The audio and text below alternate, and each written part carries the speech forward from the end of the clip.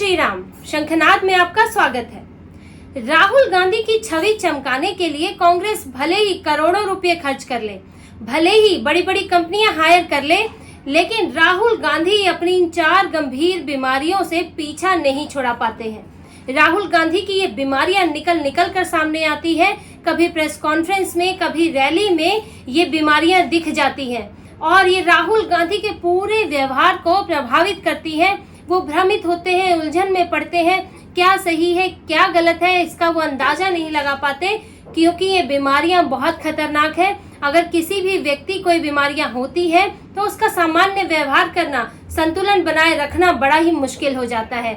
और इन 4 बीमारियों में से पहली बीमारी है मीडिया का फोबिया, आत्मविश्वास की कमी। आप खुद बताइए, खुद सोचिए कि राहुल गांधी को आपने आखिरी बार इंटरव्यू देते कब देखा था। आप खुद YouTube पर सर्च कीजिएगा, कहीं और देखिएगा, राहुल गांधी के वो इंटरव्यू दिखते हैं जो उन्होंने 30 साल की उम्र में दिए थे। उसके बाद हाल में इतने चुनाव निकल गए, विधानसभा, लोकसभा, कितने ही तो लोकसभा चुनाव उन्होंने लड़ लिए, 2004 से लड़ रहे हैं। लेकिन राहुल गांधी के कितने इंटरव्यू आपने देखे? क्या राहुल गांधी किसी कॉन्क्लेव में दिखे? जैसे आज तक कॉन्क्लेव करता है, न्यूज 18 करता है, कई चैनल कॉन्क्लेव करते हैं, राहुल गांधी उसमें भी नहीं आते। और यहाँ तक कि प्रेस कॉन्फ्रेंस में वो बीच में ही भाग जाते हैं। कोई कठिन सवाल आता है तो कह देते हैं ये बीजेपी का सवाल है। अभी हाल ही में मणिपुर के लिए उन्होंने प्रेस कॉन्फ्रेंस किया था। मणिपुर के दौरे के बाद उसमें से बीच में से भाग गए क्योंकि उन्हें सवाल पसंद नहीं आया और उन्होंने पत्रकार को बीच में ही डांट दिया और प्रेस कॉन्फ्रेंस छोड़ के चले गए, ताव में छोड़ के चले गए।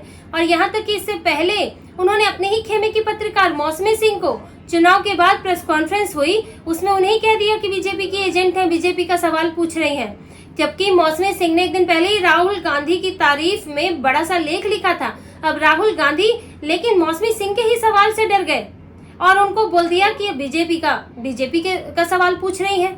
तो राहुल गांधी ऐसा क्यों करते हैं? उनमें डर क्यों है? क्यों नहीं वो बड़े पत्रकारों का सामना कर पाते हैं? जबकि कांग्रेस की पार्टी के दूसरे नेता इंटरव्यू देते हैं, सचिन पायलट इंटरव्यू देते हैं, मल्लिकार्जुन खड़गे आए थे इंटरव्यू देने के लिए, शशि थरूर देते हैं, कॉन्क्लेव में, डिबेट में नजर आते हैं। लेकिन राहुल गांधी जो नेतृत्व करने की बात करते हैं वो अपनी पार्टी का पक्ष रखने कहीं आते ही नहीं, मीडिया से भागते फिरते हैं। और इसकी वजह क्या है? इसकी वजह ये है कि राहुल गांधी में मीडिया का सामना करने का आत्मविश्वास नहीं है। उन्हें डर लगता है कि कहीं वो ऐसा कुछ उलझलूल ना बोल जाए कि फिर बाद में जयराम रमेश सफाई देते फिरे। अभी हाल में देख लीजिए, लोकसभा में नेता प्रतिपक्ष बने, वो जिम्मेदारी नहीं उठा पाए। अब क्या उनको क्या आत्मविश्वास की कमी हुई कि क्या वो कहना चाहते थे या वो वैसा ही सोचते हैं कि उन्होंने कह दिया कि हिंदू हिंसक होते हैं। वो ऐसी विवादित बात बोल गए कि पूरे दिन कांग्रेस सफाई देती रही, आज भी दे रही है, सुप्रिया श्रीनेट आज भी ट्विटर पर सफाई दे रही है। तो राहुल गांधी ऐसे बयान पहले भी दे चुके हैं जिस पर कांग्रेस के लिए बड़ा मुश्किल हो जाता है। कांग्रेस मुंह छुपाती फिरती है, सफाई देती फिरती है। एक बार उन्होंने चौकीदार चोर बोल दिया, देश के चौकीदारों का अपमान कर दिया। अब इस पर तो कांग्रेस अब केस ही लड़ रही है और सफाई तो उस वक्त देती ही रही। तो राहुल गांधी का जो सोशल मीडिया पर नाम पड़ा, पप्पू नाम पड़ा, कैसे पड़ा? वो इन्हीं सब ऊटपटांग बयानों के कारण नाम पड़ा। आप किसी को भले ही कितना इंटेलेक्चुअल, कितना ही मैच्योर दिखा ले, लेकिन जब आप मुंह खोलते हैं तो आपकी काबिलियत नजर आने लगती है। और इसलिए राहुल गांधी को एक नाम भी दिया गया और उनमें अब इतना डर हो गया है मीडिया का कि वो सोचते हैं कि कोई मैं उटपटांग बात बोल दूं, मैं जब रटा रटाया भी नहीं बोल पाता, वो भाषण देते हुए भी अटक जाते हैं, सेंटेंस आगे पीछे कर देते हैं और फिर पूरी कांग्रेस की फजीहत हो जाती है। और इसी से जुड़ी है राहुल गांधी की दूसरी बीमारी, जो है तथाकथित फर्स्ट फैमिली होने का घमंड। वो कहा गया है ना, एको अहम द्वितीय नास्ति। राहुल गांधी के साथ यही समस्या है। उन्हें लगता है कि मैं ही सब कुछ हूँ, बाकी सब मिथ्या है। ईश्वर के लिए तो ये बात ठीक है कि ईश्वर सब कुछ है, वही सत्य है, लेकिन जब व्यक्ति को ये लगने लगे कि मैं ही सब कुछ हूँ तो वो घमंड कहलाता है। और राहुल गांधी के साथ यही समस्या हो गई है। उन्हें लगता है कि जब तक पूरा मीडिया उनका चरण चुंबक नहीं बनेगा, उनके पैरों में नहीं गिरेगा, तब तक वो किसी से बात नहीं करेंगे, तब तक वो मीडिया में पत्रकारों के सामने नहीं जाएंगे। और उनके जो चेले चपाटे हैं और इनकी पार्टी के जो दूसरे सोशल मीडिया वाले लोग हैं, वो कहते हैं, सुप्रिया श्रीनेट कहती हैं कि मीडिया बिका हुआ है, मीडिया जो है विपक्ष विरोधी है। मीडिया सत्ता का साथ देता है। लेकिन ये सुप्रिया श्रीनेट भूल जाती हैं कि जब राहुल गांधी 2004 में चुनाव लड़ने आए थे भारत में, जब उन्होंने ब्रिटेन से बैग उठाया और भारत चले प्रधानमंत्री बनने के लिए, तब मीडिया उन्हें किस तरह दिखाता था।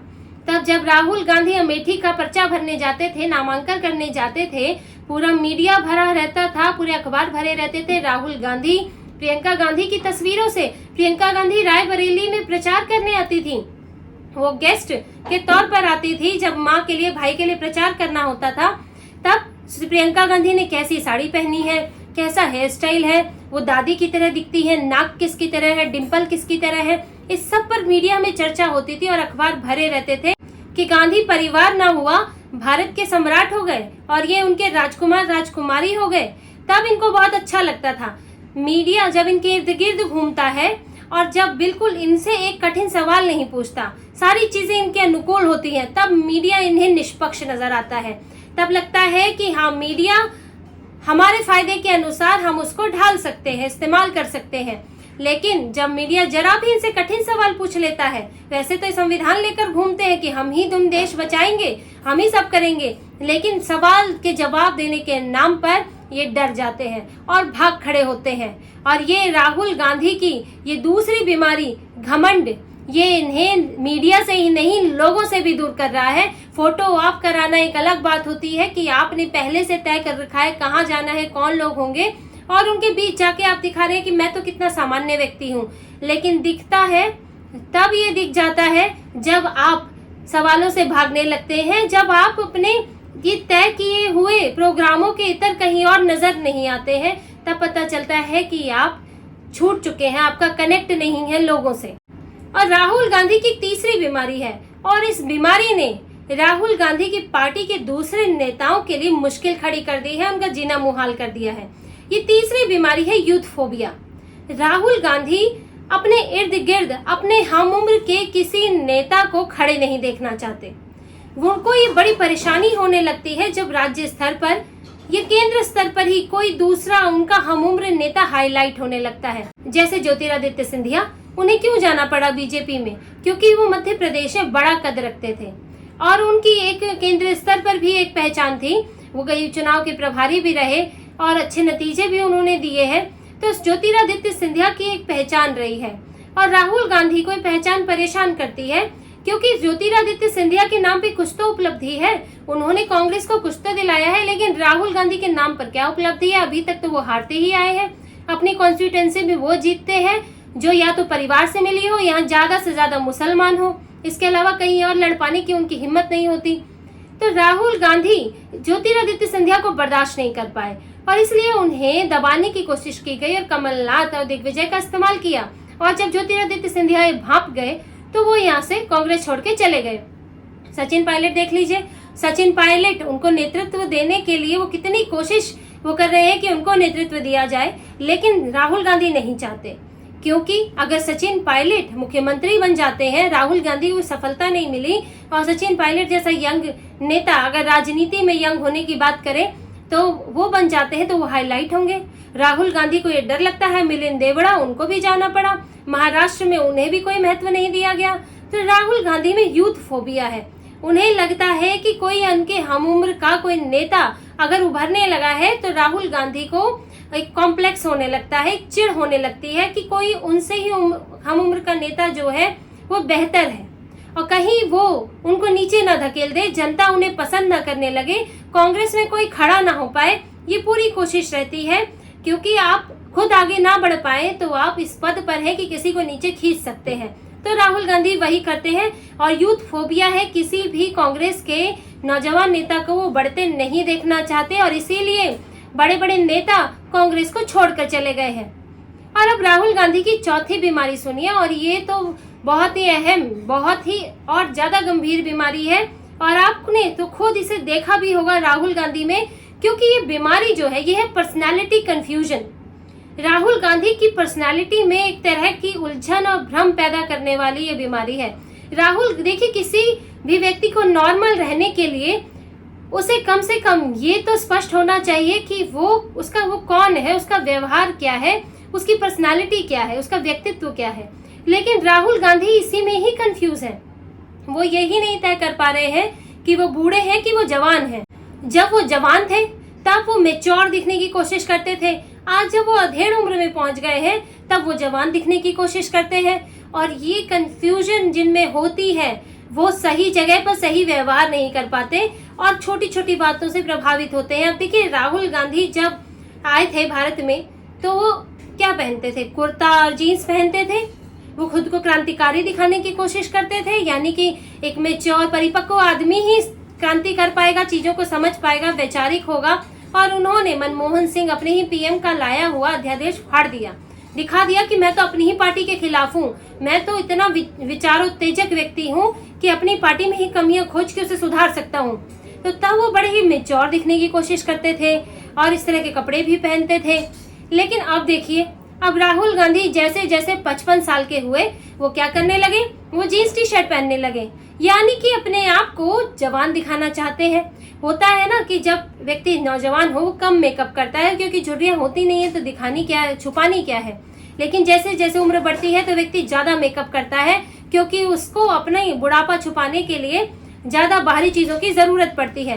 तो राहुल गांधी के साथ यही हो रहा है कि अब अधेड़ हो चुके हैं तो आप कपड़ों से नौजवान दिखना चाहते हैं, ऐसे युवा, ऐसे स्टंटबाज दिखना चाहते हैं कि एक 20-22 साल का बच्चा आपसे प्रभावित हो जाए। और इसलिए राहुल गांधी कभी न्याय यात्रा में जाते हैं तो वहां दाढ़ी उगा लेते हैं और अपने आप को बड़ा मैच्योर दिखाते हैं कि अब मैं तो बहुत बुजुर्ग हो गया हूँ, वरिष्ठ नेता हो गया हूँ और मुझे उस तरह से स्वीकार किया जाए। लेकिन जब डर लगने लगता है कि अरे कि अब तो बूढ़े दिखने लगे हैं, तो तुरंत जाके बाइक चलाने लगते हैं, लद्दाख पहुंच जाते हैं और बाइक पर स्टंट करते हैं। उनकी तस्वीरें आती हैं जैसे कि एक 25-30 साल का कोई व्यक्ति होता है, एक नौजवान लड़का होता है जो जिस तरह से स्टंट करता है, जो उसमें जोश उमंग होती है, वो राहुल गांधी दिखाने की कोशिश करते हैं कि अभी तो मैं जवान हूँ। फिर कभी वो ट्रैक्टर चलाने लगते हैं ताकि अपनी ताकत और अपना जमीन से जुड़ा हुआ लगाव दिखा सके, एक नौजवान व्यक्ति की तरह कि मैं कितनी मेहनत कर सकता हूँ, कभी इस तरह दिखाते हैं। तो राहुल गांधी खुद को क्या दिखाना चाहते हैं? नेता प्रतिपक्ष बनते हैं तो कुर्ता पजामा पहनकर आ जाते हैं दाढ़ी बना के, क्योंकि उस दिन उनको मेच्योर दिखना है। तो राहुल गांधी अब मेच्योर दिखना चाहते हैं या जवान, एक नौजवान बेफिक्र लड़का दिखना चाहते हैं? क्या दिखना चाहते हैं ये राहुल गांधी खुद तय करें। आप में जोश होना, आप मेच्योरिटी के साथ जोश होना, ये कोई अस्वाभाविक बात नहीं है। कोई मेच्योर भी होता है, जोश भी होता है, लेकिन यहाँ बहुत कंफ्यूजन हो जाती है जब आप परिपक्व दिखना चाहें और दूसरी तरफ एक कम उम्र का नौजवान लड़का, क्रांति की सोच वाला लड़का दिखना चाहे, क्योंकि वो दोनों दो अलग धाराएं हैं। और इसलिए लोगों को भी समझ नहीं आता है कि राहुल गांधी है क्या। वो अपने आप को वरिष्ठ नेता कहलाना पसंद नहीं करते। उनके अगर कोई कह दे डिबेट में वरिष्ठ नेता, तो कांग्रेस के नेता जो है परेशान हो जाते हैं, क्योंकि वो अभी तक दिखाना चाहते हैं नहीं राहुल गांधी तो कम उम्र के हैं। और जब लगता है कि मोदी के साथ सामना है, पीएम मोदी जैसे मेच्योर एक बुजुर्ग व्यक्ति के साथ सामना है, तो अपनी दाढ़ी बढ़ा लेते हैं। तो ये जो उनमें पर्सनालिटी का कंफ्यूजन है, ये उनकी चौथी बीमारी है। और ये इस बीमारी के चलते राहुल गांधी अलग अलग ऐसी चीजें ट्राई करते हैं जो उनकी पर्सनालिटी पर सूट भी नहीं करती और लोगों को वो कंफ्यूज करते हैं कि लोग अंदाजा नहीं लगा पाते कि हम इस नेता को किस तरह देखें। हम एक नौजवान नेता की तरह देखें कि एक बुजुर्ग मेच्योर नेता की तरह देखें, लोग ही तय नहीं कर पाते, क्योंकि राहुल गांधी तय नहीं कर पा रहे हैं। तो ये 4 बीमारियां राहुल गांधी की कांग्रेस पर तो बड़ी भारी पड़ रही हैं। कांग्रेस इनसे ही जूझ रही है और इसीलिए तरह तरह की कोशिश की जाती है कि राहुल गांधी के भाषणों के बाद मीडिया विंग तैयार रहता है कि गलती है तो उसको कैसे सुधारा जाए, उनकी पर्सनालिटी को उसमें जो उलझन पैदा हुई है उसको ठीक करने के लिए प्लान बनाए जाते हैं कि उनको एक तरह की छवि में दिखाया जाए। तो ऐसी इसकी कोशिशें कांग्रेस करती है, लेकिन सफल होती नहीं है, क्योंकि अब जो बीमारियां, जो कमियां हैं वो तो है ही। और राहुल गांधी ने अगर इन्हें नहीं सुधारा तो राहुल गांधी हमेशा ही पीएम पद का इंतजार करते रह जाएंगे। तो इसी तरह की और खबरें और विश्लेषण आपके लिए लाते रहेंगे। हमसे जुड़े रहिए, कमेंट कीजिए, सब्सक्राइब कीजिए। बहुत बहुत धन्यवाद। जय श्री राम।